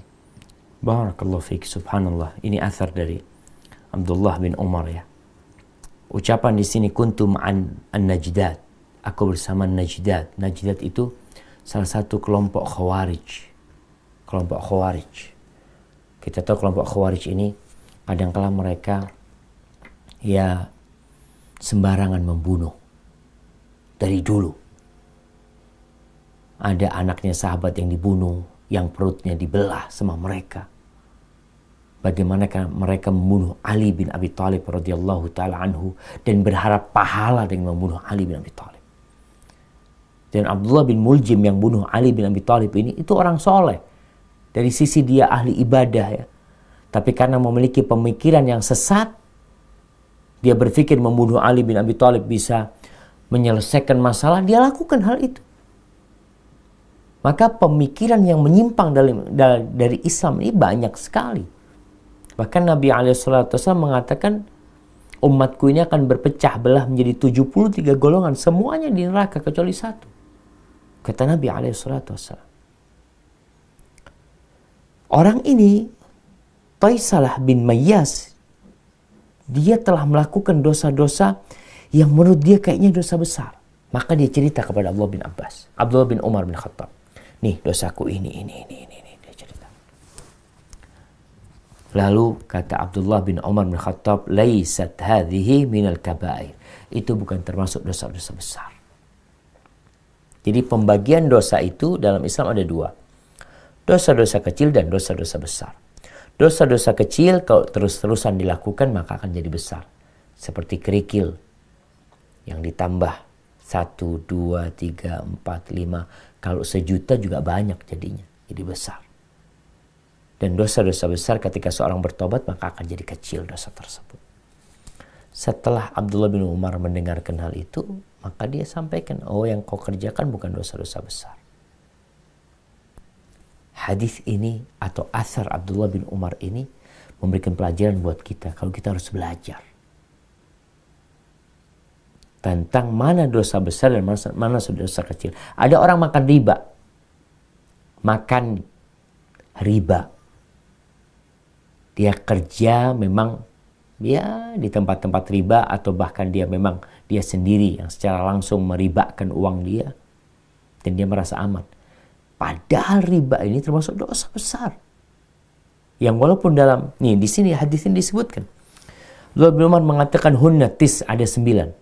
Dosa-dosa besar ini banyak jumlahnya. Ini hanya beberapa yang disebutkan. Al-isyrak billah, syirik, membunuh, melarikan diri dari perang, kemudian menuduh wanita yang soleha berzina, wa aklu riba, makan riba. Na'udzubillah, sekarang makan riba itu jamaah di kampung-kampung kita lihat. Mulai dari sistem pegadaian yang ada di kampung-kampung ya. Yang kadang-kala utang piutang yang ada di kampung, kredit yang ada di kampung, sistemnya riba. Itu dosa besar. Wa aklu malil yatim, makan harta anak yatim itu termasuk dosa besar. Wa ilhadun fil masjid. Ilhad itu menyimpang di dalam Masjidil Haram, melakukan hal-hal yang tidak seharusnya dilakukan di Masjidil Haram. Masjid yang dimaksud adalah Masjidil Haram. Kemudian setelah itu apa? Wala yastaskhir.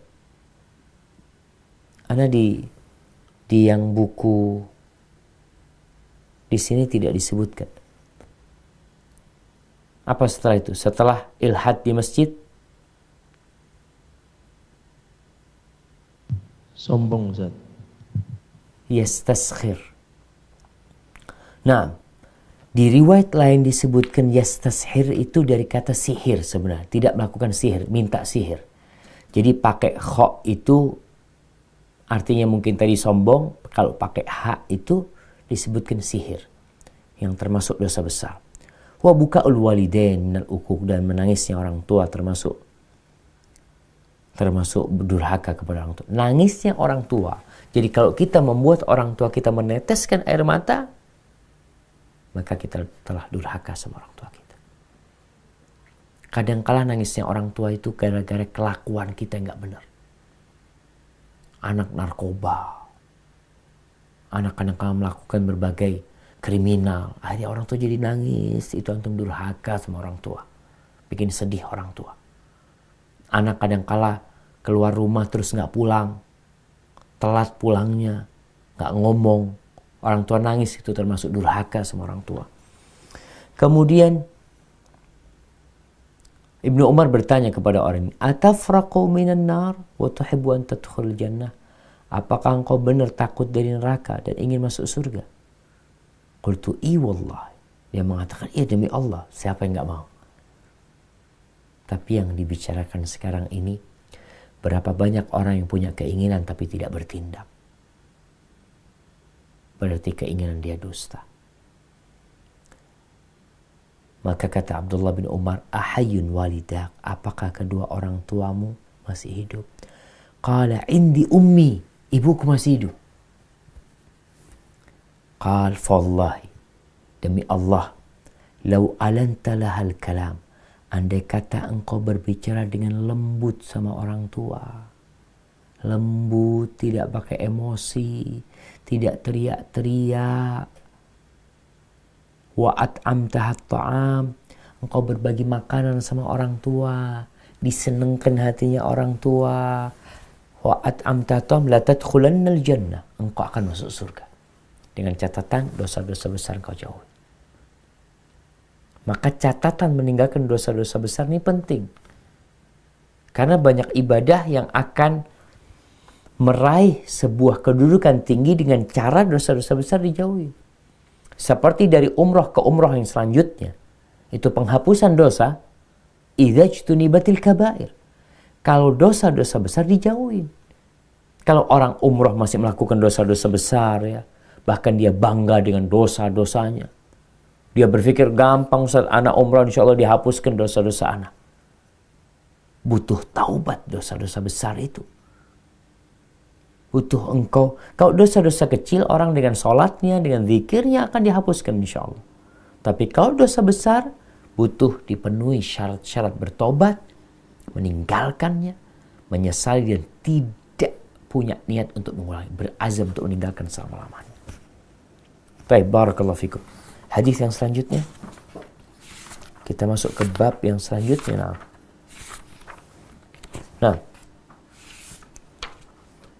Kita masuk ke hadis nomor 9, masih di bab berlemah lembut kepada orang tua.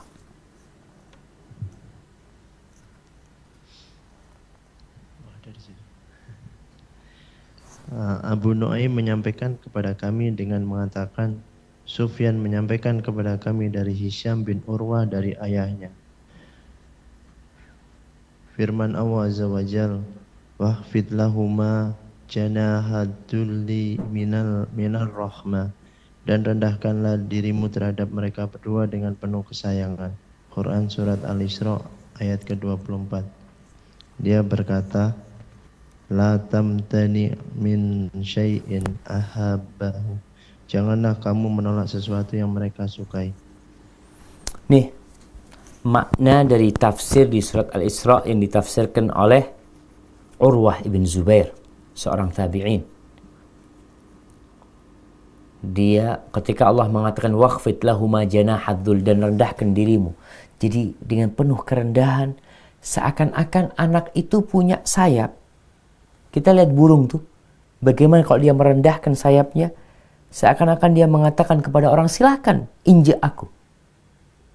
Injak aku gak apa-apa. Silakan menaikiku. Itu yang harus dilakukan anak kepada orang tuanya. Seperti seekor burung yang meletakkan sayapnya dan orang tua mau naik, mau nginjak, mau apain. Tafadhol. Dan disebutkan maknanya, waqfid lahuma janahadzulli minar rahmah. Maknanya adalah jangan engkau menolak sesuatu yang orang tua minta. Orang tua suka. Orang tua bilang sama, nak, pulang nak ya. Subhanallah, ada cerita seorang ustadz ya. Jazahullah khair, semoga Allah menjaga ustadz tersebut. Jadi pernah ibunya telepon sama dia. Telepon sore hari, mungkin dia di Jakarta, ibunya di Jawa Timur. Ibunya ngomong, nak, ibu kok kangen sama kau nak ya. Yaumi, kata dia. Subuh itu ketuk pintu anaknya. Subuh. Assalamualaikum, waalaikumsalam, apa kata dia. Fulan, kata dia. Bayangkan, sore hari ibunya rindu, subuh dia sudah ada di rumahnya. Dari Jakarta ke kampung dia mah. Sebagian orang selalu berpikir masalah materi. Bahwasanya kalau orang tua minta sesuatu, anaknya disuruh pulang. Dan anaknya mampu, cuma aduh sayang duitnya ini itu, jangan takut. Kebanyakan orang meninggalkan silaturahim, berbakti sama orang tua itu karena khawatir dengan dua hal. Satu, masalah fulus, yang kedua masalah waktu. Dan ternyata Rasulullah SAW telah menjaminkan dua hal ini untuk orang yang berbakti. Fulus jangan takut, diganti sama Allah, diberkahin sama Allah, diluaskan rizkimu oleh Allah Jalla Jalaluhu. Waktunya diberkahin. Ketika orang mengatakan, ya Allah nggak punya waktu ini itu, Allah berkahin waktumu. Kata Rasul SAW, man ahabba ayyun sa'alahu fi athari wa yubsatalahu fi rizqi falyasil rahimah. Barang siapa yang ingin diluaskan, dipanjangkan umurnya, diluaskan rezekinya, silaturahim. Dan rahim yang terdekat sama kita adalah orang. Ini adab jemaah. Minta sesuatu orang tua, penuhin. Nah, barakallahu fikum. Baik, dilanjutkan.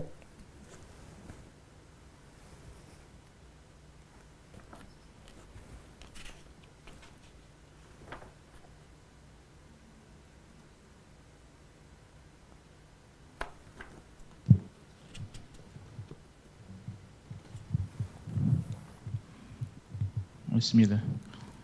Kau bisa menyampaikan kepada kami dengan mengatakan, Sufyan menyampaikan kepada kami dari Suhail bin Abu Soleh, dari ayahnya dari Abu Hurairah, dari Nabi SAW, bahwa beliau bersabda,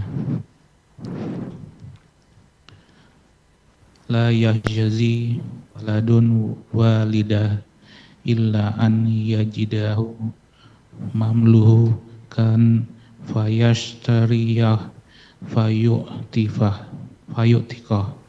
Seorang anak tidak akan mampu membalas jasa orang tuanya kecuali bila dia mendapati orang tuanya sebagai budak, lantas dia membelinya lalu memerdekakannya. Hadis sahih. Tapi ini berkaitan dengan balasan buat orang tua. Bisakah kita membalas budi orang tua kita? Nggak bisa. Kecuali dalam satu kondisi disebutkan dalam hadis ini. Mendapati orang tua sebagai budak, kemudian dalam tawanan perang, bapaknya jadi budak di mana, kemudian dia beli, dia bebaskan orang tuanya. Di situ seakan-akan dia telah membalas budi orang tuanya. Karena perbudakan itu menghilangkan hak dia untuk hidup sebenarnya. Maka dengan dibebaskan, orang tuanya bisa bebas. Namun bukan berarti anaknya akhirnya tidak berbakti sama orang tuanya. Setelah bebas, udah ayah, anak kan udah selesai bebaskan. Anak gak mau berbakti lagi, sekarang bukan seperti itu. Tapi dia tetap berbakti. Namun dia sudah melakukan sesuatu yang baik buat orang tuanya. Taib, dilanjutkan. Iya, Masya Allah jamaah. Jadi udah pada mau sholat nih. Taib jamaah. Masih ada sekitar 30 menit, tapi untuk tanya jawab sama persiapan untuk maghrib. Sholat ya. Taib kalau gitu. Nah, mungkin kita cukupkan di sini. Tentang bab ke-6 ini bisa kita lanjutkan pada pertemuan yang akan datang. Kalau ada pertanyaan, silahkan.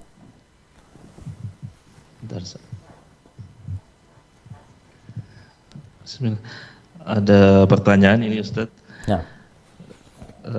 Mengenai bakti kepada orang tua. Kalau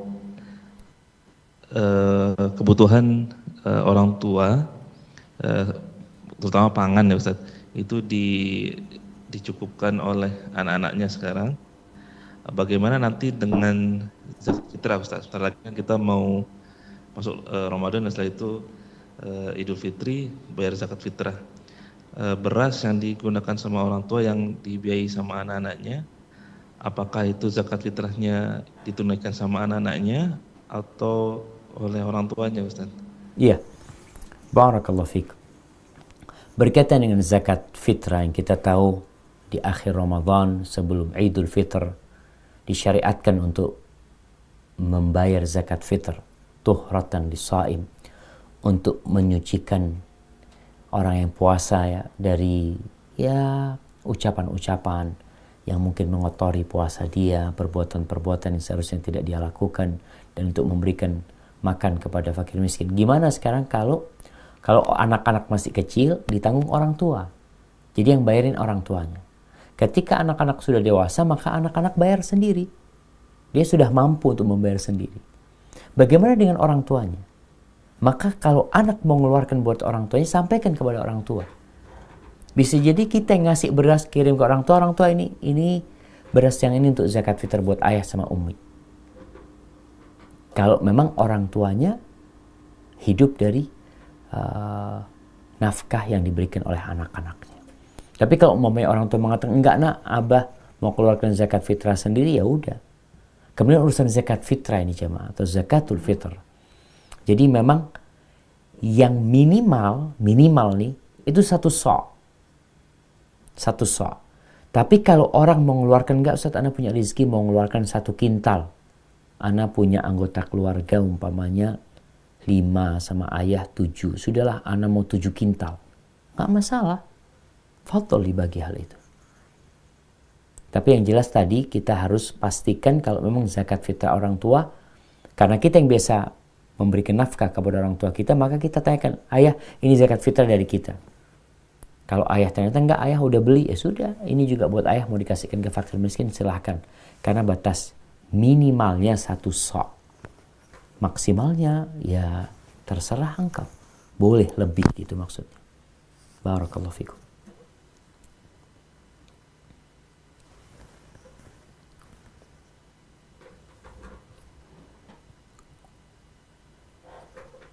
Nah.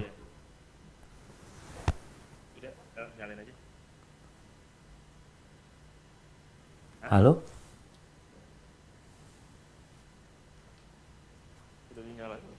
Suaranya? Assalamualaikum. Waalaikumsalam warahmatullahi. Masya Allah. Nah, silahkan. Mengenai doa orang tua kepada anak-anaknya, pasti doa yang terbaik kepada anaknya sesuai penjelasan Ustadz tadi, Ustadz. Bagaimana kalau orang tuanya itu non-muslim? Apa doanya masih diterima oleh Allah atau dijabah atau tertolak? Doanya orang tua ya?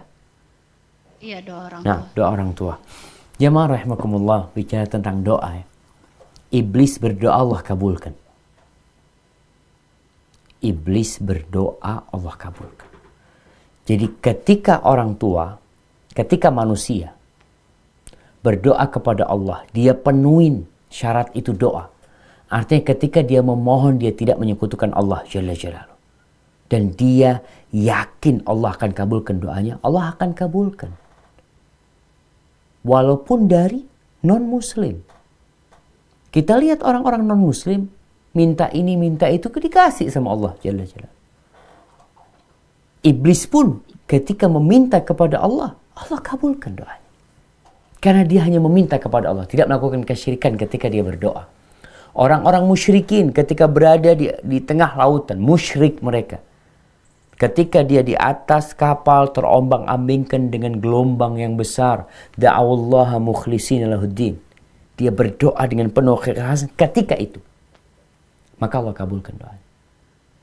Jadi orang tua pun ketika berdoa buat anaknya, dengan dipenuhi syarat tadi, dia ikhlas tidak menyekutukan Allah, Allah akan kabulkan doanya.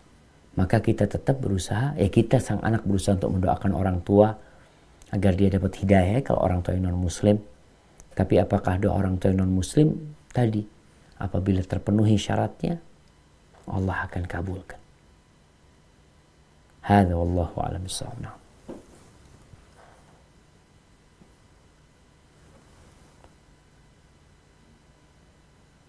Itu menjadi pertanyaan terakhir. Boleh satu lagi, Ustaz? Siap.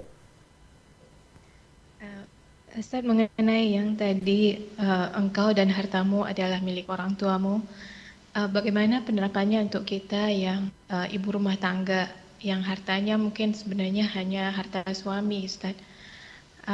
Bagaimana kita, apakah orang tua kita juga berhak mengambil harta yang kita nikmati sehari-hari ini, walaupun misalnya suami kita ridha atau gimana, ataukah ada batasannya, Ustaz? Nah, barakallahu fiik. Ya, ini pertanyaan yang menarik. Bagaimana dengan seorang wanita? Seorang wanita yang anggap dia bukan ibu rumah tangga, dia belum nikah. Seorang wanita yang bekerja. Karena dia bekerja sebagai seorang guru umpamanya, dia punya penghasilan. Bagaimana dengan harta dia? Ya, milik orang tuanya. Ketika dia menikah dengan seorang lelaki, dia masih bekerja, dia punya penghasilan. Dia di sini sudah jadi milik suaminya. Kalau orang tua menginginkan harta dari putrinya, ya dia perlu minta izin ketika itu. Walaupun sebenarnya ya hak orang tuanya ketika harta itu milik putrinya bukan milik suaminya, boleh orang tua mengambil. Namun untuk menjaga hubungan rumah tangga tersebut antara putri dengan suaminya, seorang wanita ketika hendak mengeluarkan hartanya, boleh dia keluarkan hartanya tanpa seizin suaminya. Itu pendapat yang rajih. Seorang perempuan punya rezeki, dia mau sedekahkan tanpa izin suaminya boleh. Tapi kalau ternyata nanti akan menimbulkan masalah, maka lebih baik komunikasi dengan suaminya. Maka orang tua yang ingin ngambil harta anaknya atau minta sama anaknya. Kalau itu harta putrinya maka selesai. Tapi kalau ternyata milik suami Ustaz, tapi suami ridho, ya ahlan wa sahlan. Catatannya orang tua boleh ngambil harta anaknya tadi dua. Yang pertama kebutuhan, yang kedua mengambil dengan cara yang ma'ruf, tidak membahayakan anaknya. Jadi anaknya punya motor satu-satunya, dia kerjanya ojek ya. Dan orang tua tidak butuh dengan motor tersebut, atau dirampas sama orang tuanya. Maka akan menjadi sebuah kezaliman dari orang tuanya pada waktu itu. Tapi kalau sang anak punya 2 motor ya, kemudian sang ayah mengatakan, nak satu anak abah bawa yang mana kuncinya, sudah selesai. Selama itu tidak membahayakan anaknya. Hadza wallahu a'lam bishawab. Nah, mudah-mudahan itu menjadi pertanyaan terakhir. InsyaAllah kita lanjutkan pada pertemuan yang akan datang. Belum Ustaz, satu lagi Ustaz. Belum nih Bang. Fadhal. Ini titipan dari Prabu Muli, insya Allah terakhir. Nah. Pertanyaannya, bagaimana dengan pendapat orang yang mengatakan ilmu tidak penting asalkan adab dan akhlak kita baik? Masya Allah. Iya, pertanyaan yang menarik ini jemaah. Ilmu tidak penting asalkan akhlak dan adab baik. Gimana orang akan berakhlak baik? Gimana orang akan beradab baik tanpa ilmu? Gimana? Harus ada ilmunya. Oleh karena itu Allah mengatakan fa'lam annahu la ilaha illallah wastaghfir li dzambi. Ketahuilah. Ini ilmu dulu tentang la ilaha illallah, kita harus punya ilmunya. Kemudian baru istighfar. Makanya al ilmu qabla al qawli wal amal. Berilmu dulu sebelum berucap dan beramal. Orang yang melakukan etika adab menurut dia bagus tanpa ilmu, ternyata dimurkain sama Allah Jalla Jalaluhu. Berapa banyak tradisi-tradisi yang dianggap itu etika dan adab. Kadang-kala orang kalau mau jalan sambil ngesot, ada yang sambil ruku ya, nggak boleh. Orang berpikir, enggak ini adab kata dia. Tapi tadi, apakah adab ini dibenarkan oleh syariat? Di sini wahyu menjadi timbangan neraca apakah adab dan akhlak ini baik atau tidak. Jadi tetap kalau kita lihat Rasul Shallallahu Alaihi Wasallam ketika berbincang tentang seorang lelaki yang hendak meminang, kata Nabi Alaihi Wasallam, "Idza ja'akum man tardawna dinahu wa khuluquhu." Apabila datang kepada kalian seorang laki yang secara agama dan akhlak baik, dua nih. Memang sebagian ulama mengatakan aku tuh lebih suka duduk sama orang fasik yang beradab dan beretika daripada sama orang yang pandai baca Al-Quran cuma nggak ada akhlaknya. Itu benar. Kenapa? Ini orang berilmu nggak punya akhlak bahaya. Kalau orang awam nggak punya akhlak wajar belum berilmu. Sehingga tuntutan berakhlak untuk orang yang berilmu itu lebih besar. Sehingga teman-teman yang udah pada ngaji, sahib-sahib yang udah pada hafal Quran, hafal apa, itu perlu memperbaiki akhlaknya. Karena tujuan ilmu ini untuk memperbaiki etika.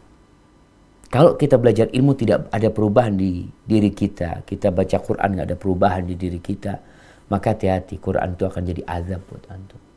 Jadi ungkapan yang mengatakan ilmu nggak penting, yang penting adab dan etika tidak benar.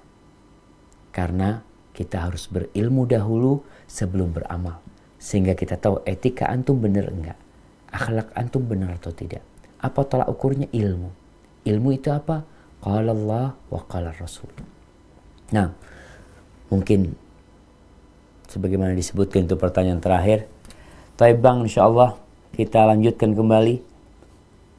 Mudah-mudahan pada kesempatan yang akan datang kita mau Ramadan nih, persiapkan diri ya untuk menghadapi bulan Ramadan. Persiapkan hati kita, persiapkan perasaan kita, persiapkan pikiran kita, dan berdoa, minta sama Allah, Allahumma ballighna Ramadan. Doa apa saja Allah sampaikan kita ke bulan Ramadan. Mudah-mudahan kita bisa qiyamul lail di malam harinya, baca Quran di malam harinya, di siang harinya kita bisa berpuasa dan menjaga diri dari segala yang membatalkan puasa dan pahala kita. Taib, sampai berjumpa kembali. Semoga senantiasa dalam lindungan ilahi. Wassalamualaikum warahmatullahi wabarakatuh.